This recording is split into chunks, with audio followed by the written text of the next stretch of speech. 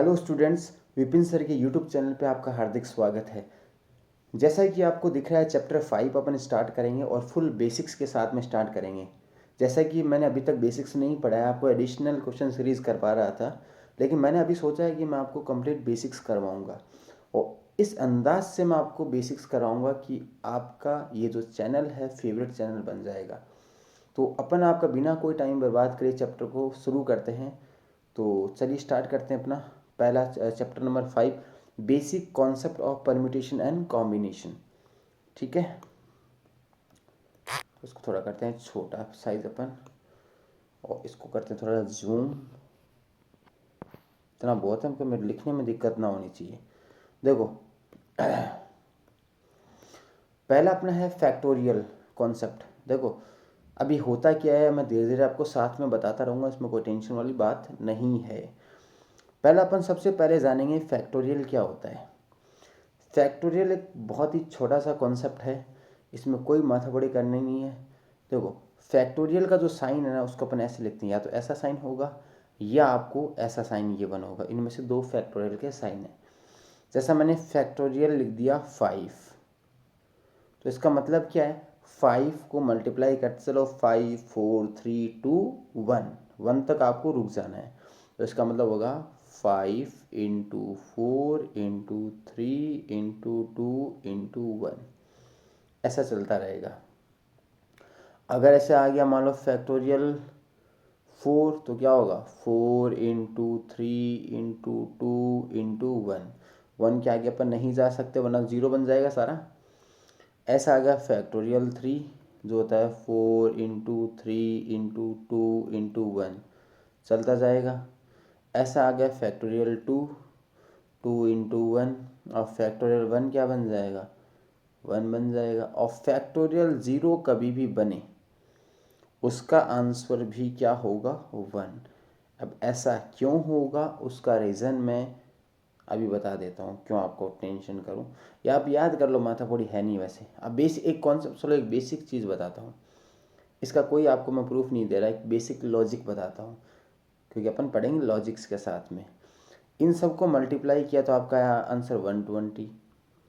इसको जब मल्टीप्लाई किया तो इसका 4 से जा 12, 12 टू जा 24।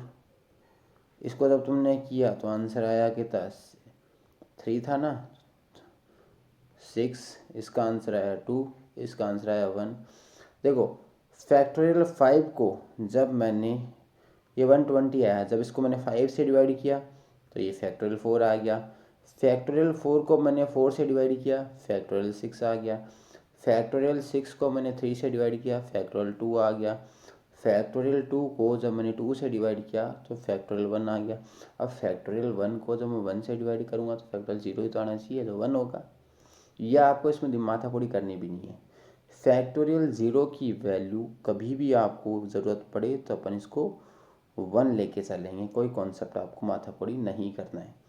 समझ गए होंगे आप। अब चलते हैं अपन थोड़ा सा और आगे।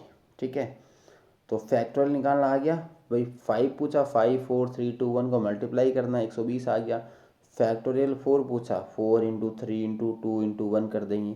2 पूछा, 3, कुछ भी अपन निकाल लेंगे, इसमें कोई माथापड़ी आपको नहीं करनी। चलिए करते हैं शुरू।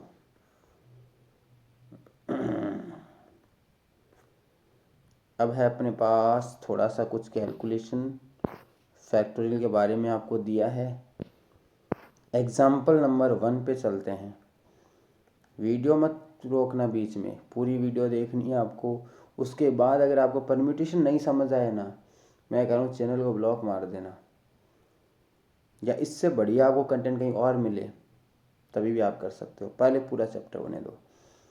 फैक्टोरियल 5 निकालो। देखो 5 का फैक्टोरियल तुम ऐसे लिख सकते हो, आंसर क्या होगा, 5 इंटू 4 इंटू 3 इंटू 2 इंटू 1, यानी 120 इसका आंसर है। अब तुम ऐसे ही सेम फैक्टोरियल 4 भी निकालो, तो फैक्टोरियल 4 क्या होगा, ये देखो 24, 4 इंटू 3 इंटू 2 इंटू 1। फैक्टोरियल 6 क्या होगा, 6 5 4 3, सबको मल्टीप्लाई करना है।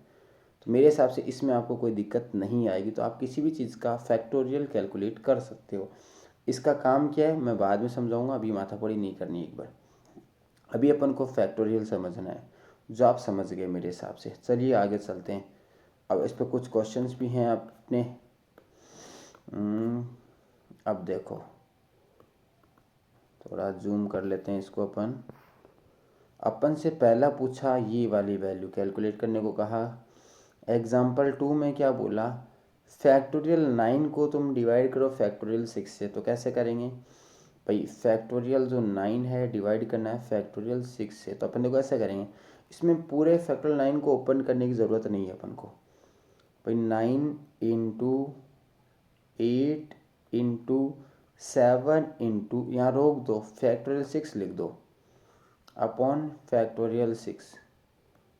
भाई देखो आगे क्या आएगा, 6 5 4 3 2 1 आएगा, नीचे भी 6 5 4 3 2 1 सेम कट जाएगा। तो क्या करो, 9 को जब अपन ओपन करेंगे ना, 9 8 7 आगे फैक्टोरियल 6 लिख दो, तो आगे 6 5 4 3 2 1 आएगा, तो आपस में कैंसिल आउट हो जाएगा। तो हमारे पास इसका आंसर ये वाला आंसर आ गया। तो इन तीनों को मल्टीप्लाई कर लो तो इसका आंसर आएगा 504। भाई मेरे पास अभी कोई कैलकुलेटर नहीं है, तो मैं बिना कैलकुलेटर आपको सीधा बता रहा हूँ, आप कैलकुलेटर में तीनों को मल्टीप्लाई कर लो, 987 सेम आंसर आएगा। अगला ये वाला निकालना है भाई, फैक्टोरियल 10 को डिवाइड करना है फैक्टोरियल 7 से। तो क्या करेंगे, 7 इंटू 9 इंटू 8 रुक जाएंगे, यहाँ पे लिख देंगे फैक्टोरियल 7, नीचे भी 7, तो ये भाई साहब कैंसिल हो गया। तो आया 9 8 ज़ा 72 इंटू 10 720, हमारे पास आंसर आ गया। तो हमें एग्जाम्पल 2 में भी कोई दिक्कत नहीं आई, किसी भी प्रकार की कोई हमें प्रॉब्लम नहीं आई, अच्छी बात है। चलते हैं आगे। फैक्ट ये वाले कि हमें x की वैल्यू कैलकुलेट करनी है, find value of x if this this this this. इसके लिए मेरे पास एक छोटा सा कॉन्सेप्ट है आपके पास। भाई देखो थोड़ा सा दिक्कत कर रहा है, मैं थोड़ा सा अपने वाइट बोर्ड को सेट करता हूँ, इसको हटा देते हैं यहाँ से। देखो जुगाड़ लगाना पड़ रहा है क्योंकि अभी अपने पास यही इलाज हो सकता है इसका। वापस कम कर लेते हैं। अब सुनना भाई साहब, इसका सिंपल सा तरीका हमें दिया 1/9 इंक चेंज करनी पड़ेगी क्या। देखो 1/9 फैक्टोरियल में मैं ऐसा लिखता हूँ, फैक्टोरियल को plus 1/10 equals to x upon factorial 11। अब मैं आपको एक सिंपल सी बात बताने जा रहा हूँ, वो बहुत ही इम्पोर्टेंट है, तो आप अपनी कॉपी में लिख लो क्योंकि मैं इसको बहुत जगह यूज़ लूँगा। सुनो ध्यान से मैं क्या कह रहा हूँ, इस बात को कान खोल के सुन लो जो मैं चीज़ बता रहा हूँ। कभी भी आपको एलसीएम लेना पड़े, कभी भी आपको क्या लेना पड़े, एलसीएम लेना पड़े, तो बड़े वाला फैक्टोरियल आंसर होगा। एलसीएम आएगा जो लार्जर जो फैक्टोरियल है वो अपना आंसर होगा। जैसे ये बात याद कर लो, इसमें कोई कन्फ्यूज़न नहीं है, मैं एलसीएम क्या लूँ बोलूँ, मुझे कॉन्सेप्ट नहीं चाहिए, माथापौड़ी नहीं चाहिए मुझे। एलसीएम लिया तो आंसर आएगा फैक्टोरियल 10, बात ख़त्म वहीं पे हो जाती है। ठीक है। अब फैक्टोरियल 10 को तुम फैक्टोरियल 9 से डिवाइड करोगे तो आएगा 10, इसको डिवाइड किया 1 into 1 something this, x into factorial 11, done.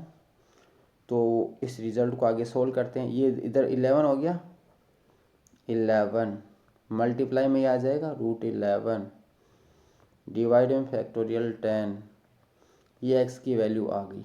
अब जब अपन फैक्टोरियल 11 को ओपन करेंगे, हमेशा बड़े वाले फैक्टोरियल को ओपन करना है। 11 को पढ़ा रहने दो, इस फैक्टोरियल को ओपन करो तो 11 इंटू फैक्टोरियल 10 तो लिख सकते हैं इसको अपन, और डिवाइड में फैक्टोरियल 10 इक्वल x। तो ये 10 से 10 कट गया, अपना आंसर आएगा 121। ठीक है। यहाँ से हमने दो चीज़ सीखी। दो चीज़ हमने ये सीखी, अगर कभी भी अपन को एलसीएम लेने की ज़रूरत पड़े तो अपन बड़े वाले फैक्टोरियल को एलसीएम लेंगे। दूसरा, जब अपन को डिवाइड करने के लिए फैक्टोरियल को ओपन करना है तो बड़े वाले फैक्टोरियल को ओपन करेंगे। ये बात कान खोल के सुन लेना, मैं आगे बहुत जगह यूज़ लूँगा। ठीक है। ये आपको बहुत छोटी सी बात लग रही है लेकिन बहुत छोटी बात नहीं है। छोटी चीज़ें ही अक्सर मुश्किल होती हैं, ये बात दिमाग में फिट कर लो। कैसे, सुबह छः बजे उठ के मॉर्निंग वॉक करना है, अगर करेंगे तो सबकी तबीयत बढ़िया रहेगी। कौन करता है? बहुत इजी है ना, उठे घूम आओ, क्या दिक्कत है? लेकिन अपन डेली नहीं कर सकते, क्योंकि सबसे आसान चीज़ सबसे मुश्किल होती है। ये बहुत आसान है, बट किसी भी टीचर ने इस पर फोकस नहीं किया कि ये बात बच्चों को याद करें बहुत ज़रूरी है। अगर तुम्हें एलसीएम लेना है तो बड़े वाला फैक्टोरियल होगा, अगर तुम्हें डिवाइड करना है या किसी को कट कुटा कुछ भी करना है तो बड़े वाले फैक्टोरियल को ओपन करेंगे। अब इसका यूज़ मैं अगले वाले क्वेश्चन में लूँगा, आपको बहुत आसानी से समझ आएगा। सर आप इतना डिटेल से क्यों बता रहे हो, इसमें क्या माथापच्ची हो सकती है? देखो, अगर मैं क्या करूं, अगर परम्यूटेशन और कॉम्बिनेशन में तुम्हें पूरे से पूरे नंबर लाने हैं ना, तो ये मेरी परम्यूटेशन और कॉम्बिनेशन की वीडियो सीरीज़ को कंप्लीट कर लेना। अगर नहीं आए तो मुझे कह देना। देखो, n की वैल्यू फाइंड करनी है। एग्जाम्पल 4 में आपको दे क्या रखा है, factorial n+1 equals to 30 into factorial n-1। Done. तुम्हें फैक्टोरियल ओपन करना वापस सिखाता हूँ मैं एक बार, कैसे निकालते हैं। देखो सुनो, फैक्टोरियल 5 को तुम कैसे निकालते हो, 5 लिखोगे, फिर एक कम करोगे यहाँ से तो 4, एक और कम करो 3। अगर आपको रुकना है तो रुक जाओ, साइन लगा दो फैक्टोरियल का, ऐसे तो करते हैं। फिर 5 4 3, रुकना है तो स्टॉप, फैक्टोरियल लगा के स्टॉप कर दो गाड़ी को, या वरना 1 तक मल्टीप्लाई करते, ऐसे ही करते हैं। देखो, अगर मैं इसको ओपन करूँगा तो मैं क्या लिखूँगा? देखो पहले मुझे बताओ, n+1 बड़ा होता है n-1 बड़ा होता है, तो आपको सर n+1 की वैल्यू बड़ी होनी चाहिए, तो अपन n+1 को ही ओपन करेंगे। ओपन करते हैं, पहला सेम टू सेम आएगा, n+1 सेम टू सेम आएगा। अब एक माइनस हो जाएगा तो क्या बचेगा, n बचेगा। अब एक और माइनस होगा तो n-1 होगा। अब अपन को उसको आगे नहीं सॉल्व करना, रोक दो यहीं पे, n-1 रोक दिया, फैक्टोरियल लगा दिया, इक्वल है 30 इंटू फैक्टोरियल n-1, तो n- गया, आंसर ख़त्म। n+1 इंटू n, इसकी वैल्यू आनी चाहिए 30। तुम मुझे बताओ n, अब 30 के फैक्टर कर दो ना यार, 6 5 जा 30 होता है, गैप 1 रखना है अपन को। तो अगर मैं n 5 लूँ तो ये 5+1 6 होगा, अपना आंसर आ गया, n की वैल्यू क्या आ गई, 5। भाई इतना तो कॉमन सेंस तुम लगा सकते हो, क्वाड्रेटिक इक्वेशन थोड़ा ना सॉल्व करेंगे। n+1 और n, भाई तुम्हें 30 के दो फैक्टर करने हैं, डिफरेंस 1 होना चाहिए, 6 5 जा 30, ये तो होता है। तो ये अगर ये 6 है तो इधर 5 होगा, तो n की वैल्यू साफ साफ ही दिख रही है अपन को, 30 है। तो मैंने जो चीज़ आपको समझाई उस चीज़ पर थोड़ा सा फोकस करो। ये तो यहाँ -6 भी लेके आया है, क्योंकि भाई साहब ने क्वाड्रेटिक इक्वेशन सॉल्व करी है। अरे अगर सीए फाउंडेशन एग्ज़ाम क्लियर करना है ना, तो समझ लो क्वाड्रेटिक इक्वेशन को सॉल्व ही नहीं करना अपन को बेसिक्स इतना तगड़ा होना चाहिए, इतना लॉजिक्स इतने अच्छे होने चाहिए, ऐसी ऐसी ट्रिक्स आनी चाहिए अपन को, कोई दिक्कत ही नहीं होएगी। तो आपको मेरे हिसाब से एग्जाम्पल 4 समझ आया। अगर आपको एग्जाम्पल 4 समझ नहीं आया तो इस वीडियो को वापस देख लेना, लेकिन इसी तरीके से सॉल्व करना है। अभी दो चीज़ याद कर लो, बड़े वाले फैक्टोरियल को ओपन करेंगे, और एलसीएम लेना है तो बड़े वाला फैक्टोरियल एलसीएम होगा, इसमें माथापच्ची नहीं है। तो मैंने आपको 4 एग्जाम्पल समझा दिए, इन चारों एग्जाम्पल को ढंग से वापस कर लेना, क्योंकि अपन एग्जाम्पल के बिना तो पार पड़ेगी नहीं अपनी। तो एग्जाम्पल में अपने फैक्टोरियल समझा, और फैक्टोरियल के रिलेटेड जो क्वेश्चन थे अपनी बुक अपनी मॉड्यूल के अंदर, वो मैंने आपको क्वेश्चन समझा दिए। ठीक है, अब चलते आगे।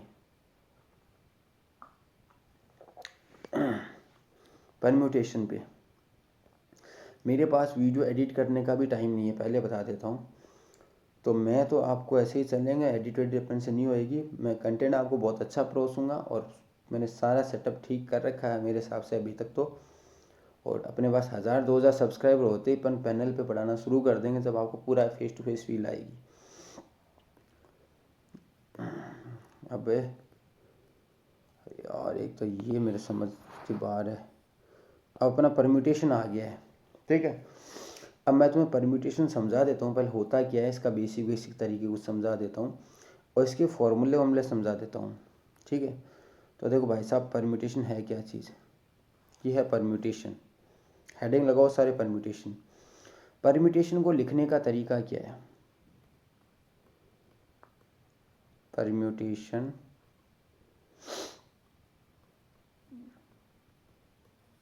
थोड़ा सा बीच में गड़बड़ हो गया, ठीक है। परम्यूटेशन का इसको लिखते अपन ऐसे हैं NPR, ऐसे लिखते हैं। इसका मतलब क्या है? इसका मतलब ये है n लोगों में से R को अपन अरेंज करेंगे तो अपन कितने तरीक़ों से अरेंज कर सकते हैं। एक एग्जांपल से समझते हैं।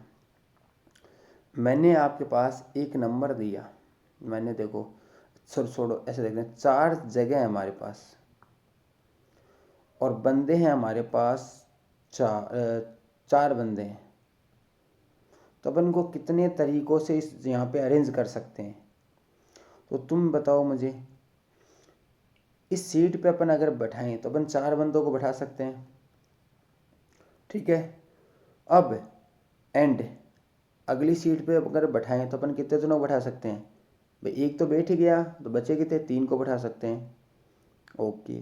अब अगले वाली सीट 2 सीटें बची, अब इस सीट पे कितने जने हैं अभी अवेलेबल, 2 में से कोई भी 2 जने बैठ सकते हैं एंड, और यहाँ कोई भी एक जना।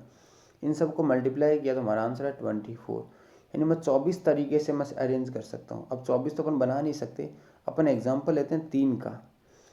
देखो मेरे पास है ना 3 सीट है और 3 बंदे हैं A, B और C, तो कितने तरीके हो सकते हैं मैं इनको अरेंज करूँ।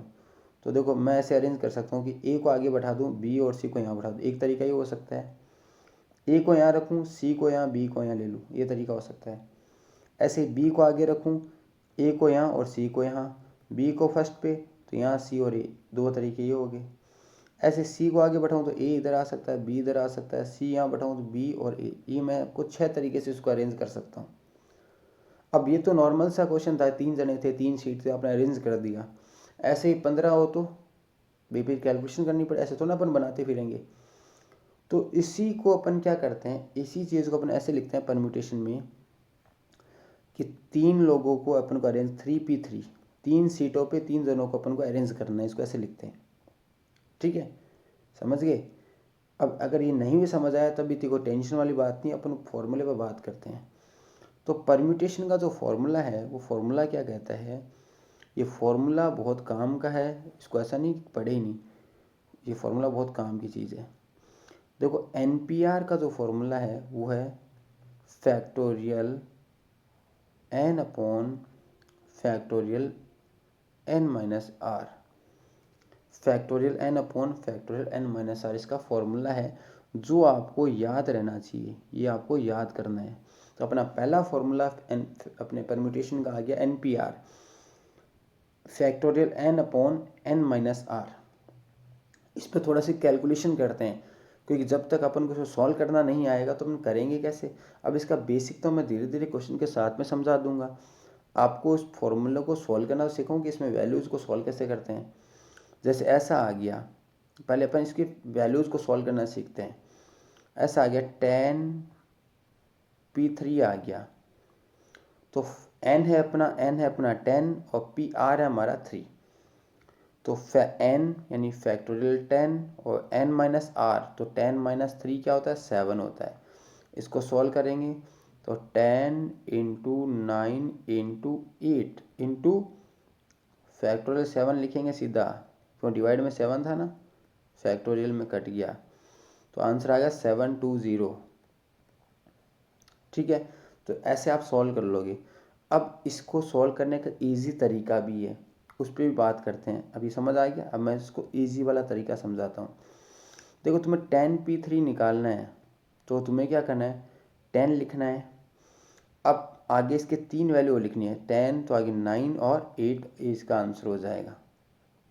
बाकी तो अपने आप ही कटेगा, फैक्टोरियल 7 अपॉन 7 आके कट जाएगा।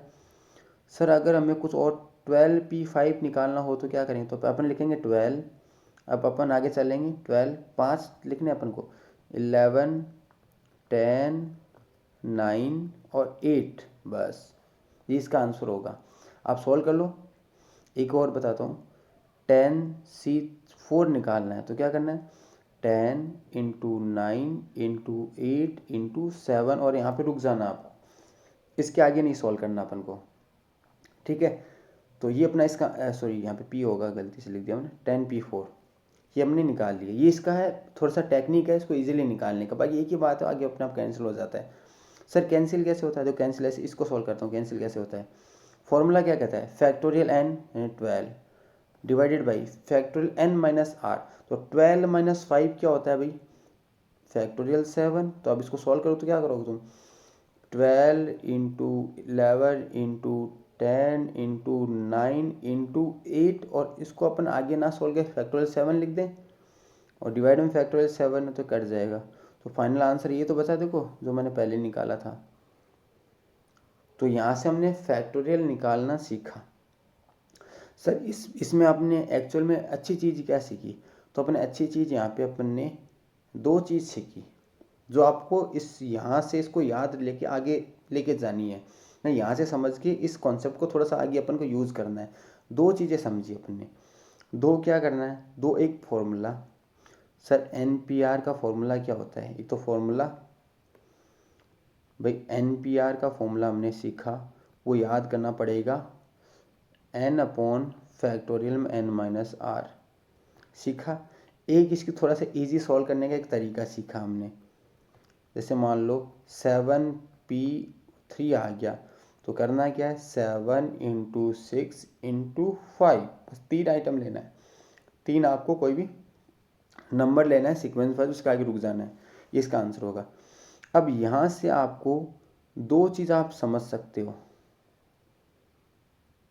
आगे ज़रूरत पड़ेगी अपन को, कभी भी आपके पास NP0 आ जाए, ठीक है, और अगर आपके पास आ जाए NP1, और अगर हमारे पास आ जाए NPN, तीन चीज़ें आ जाएं, तो तीनों को पहले का देखो, NP0 हमारा होता है 1, NPN हमारा होता है n, और ये हमारा होता है फैक्टोरियल n।